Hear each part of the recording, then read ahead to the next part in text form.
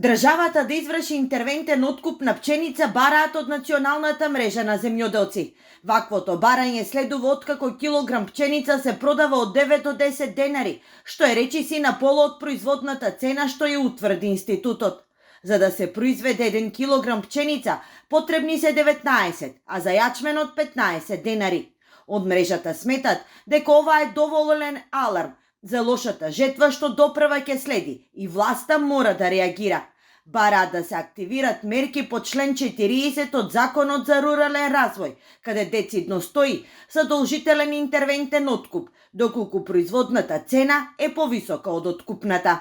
За сега немаме ништо, значи немаме нити организиран откуп, немаме континуитет у откупу, значи на теренот влада е еден општ хаос. За жал, ова година имаме лоши климатски услови, имаме, да речеме, некои проблеми со болести, скапа сејдба, скапа производна цена имаме и ќе биде тешка година. Ако државата не се вклучи активно да помогне на земјоделците, мислам од земјоделците, дека наредна година нема ни да посадат жито. Во меѓувреме, како што тврдат од мрежата, стопирани и откупот на јачменот, чија откупна цена се движи од 8 до 10 денари за килограм. Иако пред 2 недели во Свети Николе, министерот за земјоделство тврдеше дека и годинава имаме највисока цена во регионот, а откупната зависела од светските берзи, земјоделците не се согласуваат. Според нив Македонија станува увозно ориентирана држава, а тоа се должи на лошата аграрна политика. За жал, ние сме отворени за сите за увоз, а буквално немаме извоз према никој. Еве ќе ви кажам само еден податок.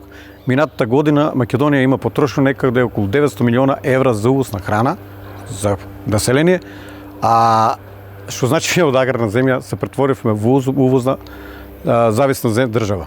Албанија до пред 10 години беше целосно зависна од увоз на земјоделски производи, сега има реализација прошлата година од 600 милиона евра извоз на земјоделски производи. Доколку државата не излезе во пресрет на земјоделците кои одгледуваат лебно зрно и не обезбеди интервентен откуп, од Националната мрежа на земјоделци најавија протести и блокади по патиштата низ целата држава.